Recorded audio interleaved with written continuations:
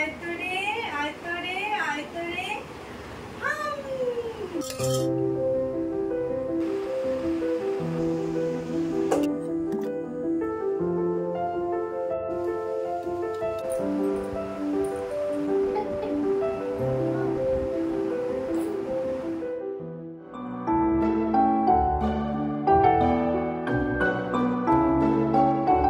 Hello বন্ধুরা, কেমন আছো সবাই? আমার চ্যানেলে সবাইকে স্বাগত জানিয়ে আজকে আরেকটা নতুন ব্লগ শুরু করছি।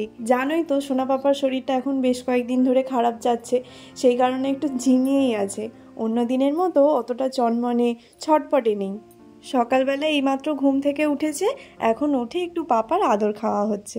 কয়েকদিন ধরে তো ছেলেটা আমার হাসছিল না, কিন্তু এখন আবার একটুখানি হাসছেও। যে ছেলের মুখে সবসময় হাসি থাকে সেই ছেলেটা যদি না হাসে তাহলে কি ভালো লাগে বলো তো? দেখো দেখো পাপাকে কি সুন্দর করে আদর করে দিচ্ছে। তো জ্বরের কারণে সোনা পাপার মুখটা কিন্তু এখন খারাপ হয়ে আছে, একদম ভালো করে কিছু খেতে চাইছে না। এদিকে শরীর অসুস্থ থাকলে যদি ভালো করে খাওয়া দাওয়াই না করে তাহলে তো ওর ইমিউনিটি আরোই উইক হয়ে পড়বে। সেই কারণে আজকে আমি তোমাদের সাথে শেয়ার করব যে এই সময় আমি সোনা পাপাকে কি খাওয়াচ্ছি, যাতে সোনা পাপার একটু ইমিউনিটি পাওয়ারটাও বাড়ে আর তার সাথে ওর পেটও ভরে। দুষ্টুমিটা দেখো, শুধু টিস্যু দিয়ে ওর মুখটা মুছিয়ে দিচ্ছি, এদিকে ও টিস্যুটা খাবে বলে জিভ বার করেই আছে। তো সকাল সকাল সোনা পাপাকে ঘুম থেকে তোলার পরে ওকে ওর রাতের জামা কাপড় ছাড়িয়ে এখন একটু ভালো করে ফ্রেশ করে দিচ্ছি।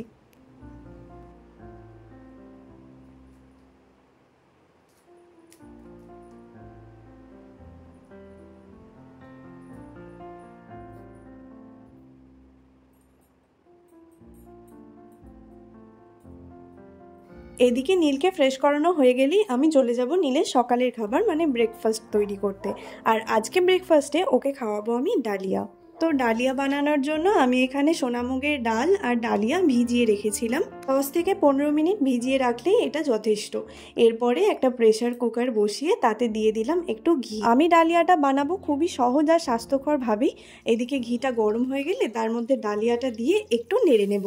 খুব বেশি ভাজার দরকার নেই। ডালিয়া কিন্তু শিশুদের স্বাস্থ্যের জন্য খুবই উপকারী হয়। ডালিয়া শিশুদের শরীরে মেটাবলিজম বাড়াতে সাহায্য করে। এছাড়াও ডালিয়াতে রয়েছে ফসফরাস, ম্যাগনেসিয়াম এবং আয়রন, যা বাচ্চাদের স্বাস্থ্যের বিকাশে খুবই উপকারী। এখানে আমি একটু গাজরকে ভালো করে গ্রেট করে নিচ্ছি, আর এইভাবে গাজরটা গ্রেট করে নেওয়ার কারণটা আমি একটু পরে বলছি। তোমরা চাইলে গাজর এবং অন্যান্য সবজিও এর মধ্যে কুচিয়ে দিতে পারো। ডালিয়ার সাথে গাজরটাও এবার আমি একটু ভালো করে নেড়ে নেব। আর এইদিকে আমি একটু আদা কুচিয়ে সেটাকে জলে ভিজিয়ে রেখেছি, কারণ এই ডালিয়ার মধ্যে আমি এই জলটা ব্যবহার করব। যেহেতু নীলের জ্বর সর্দি, তাই আমি এখানে আদাটা ব্যবহার করছি। আর আদা কিন্তু অ্যান্টিঅক্সিডেন্ট হিসেবে কাজ করে, যেটা আমাদের শিশুর শরীর থেকে সাধারণ সর্দি কাশির জীবাণুকে দূর করতে সাহায্য করবে। ওদিকে ডালিয়া আর গাজরটা একটু নেড়ে নেওয়ার পরে এখানে ভিজিয়ে রাখা ডালটাও আমি দিয়ে দিলাম। আর এই ডালিয়ার মধ্যে আমি কিন্তু কোনো রকমের নুন, হলুদ বা তেল ব্যবহার করছি না। একটু ফুটে উঠলে দিয়ে দিলাম আদা ভেজানো জলটা। তারপর আরও একটু প্রয়োজন মতো জল দিয়ে প্রেসার কুকারটা বন্ধ করে দেব।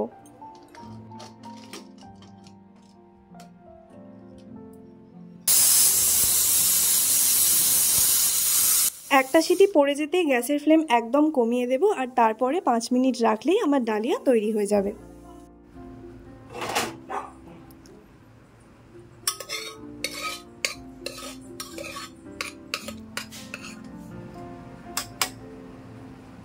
এমনিতে ডালিয়া কিন্তু এইভাবে খাওয়ানোর প্রয়োজন নেই, কিন্তু যেহেতু নীলের শরীরটা ভালো নেই তাই ও সলিড খাবারটা একদম খেতে চাইছে না। তাই ও যাতে খাবারটা ভালো করে খেতে পারে তাই আমি একটু পেস্ট করে নিচ্ছি। আর এইটাই হলো গাজরটাকে গ্রেট করে দেওয়ার কারণ। গাজরটা কুচিয়ে দিলেও আমাকে পেস্টই করে নিতে হতো, তাই গ্রেট করে নিয়েছিলাম।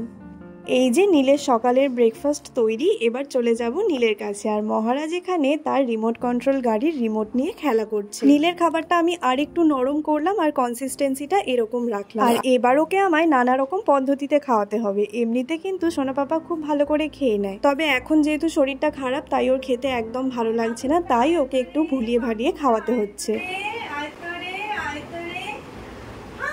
বাচ্চারা খেতে না চাইলে এইভাবে খাওয়ানো যেতে পারে, কারণ তাতে করে এদের কনসেন্ট্রেশনটা চামচের দিকেই থাকে, আর চামচটা মুখের কাছে আনলে আপনা আপনি মুখ খুলে যায়।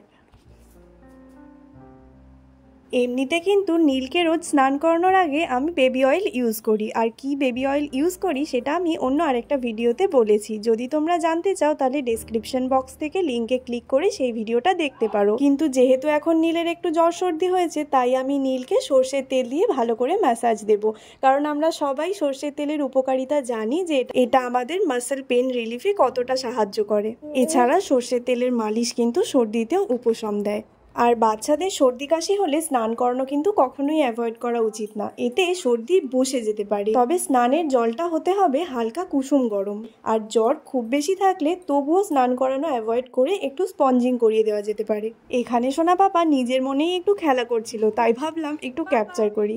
দেখো কি সুন্দর তালে তালে ঘাড় নাড়ছে।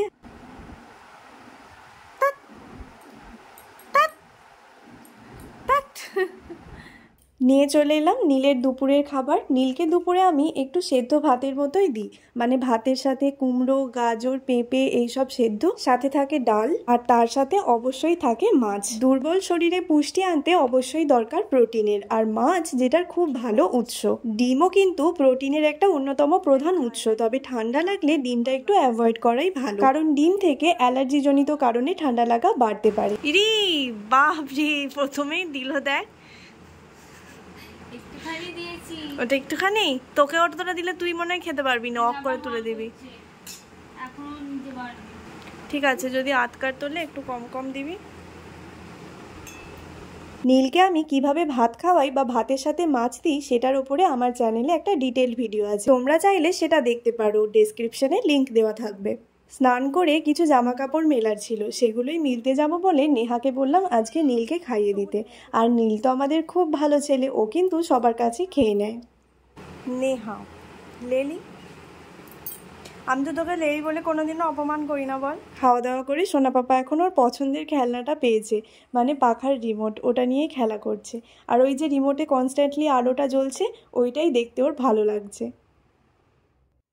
বিকাল হয়ে গেছে, এখন নীলকে একটু ফল খাওয়াতে হবে।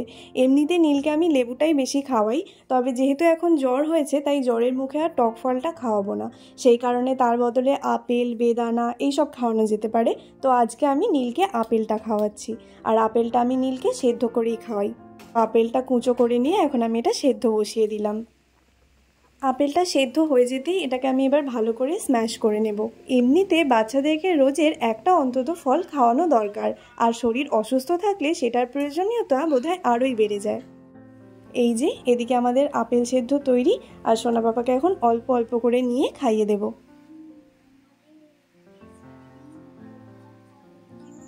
চলে এসেছি নীলের রাতের খাবার বানাতে। নীলকে রাতে খাওয়াবো দুধ দিয়ে সুজি, তবে এই সুজিতেও কিন্তু আমি কোনো রকমের মিষ্টি ব্যবহার করব না।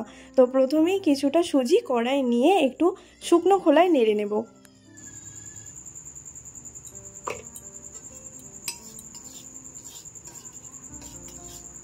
সুজিটা হালকা করে নেড়ে নিয়ে এর মধ্যে দিয়ে দিলাম দুধ।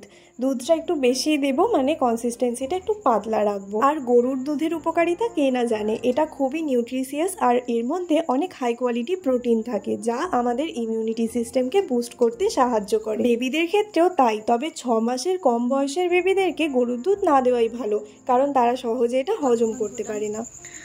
আমি সুজিটা ওই কম করে 20 মিনিট ফোটাই। আমি তো কলাপাতা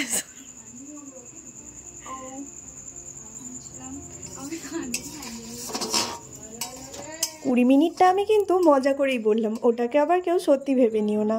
তো আমাদের এখানে সুজি তৈরি, এবার চলে যাব নীলকে খাওয়াতে।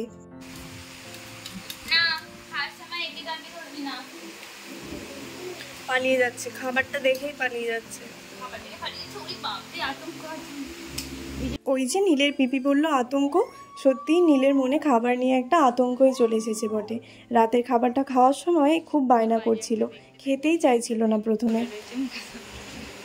কালারটা যদি ছেড়ে যায় হাত থেকে, তোর পাটা যে ফিনিশ।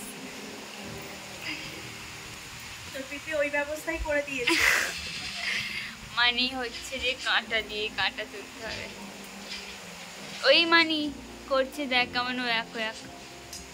এই আয় আয় আয় আয় আয় আয় আয় বাকুমায় বাকুমায় বাকুমায় বাকুমায় হাম করে নিল।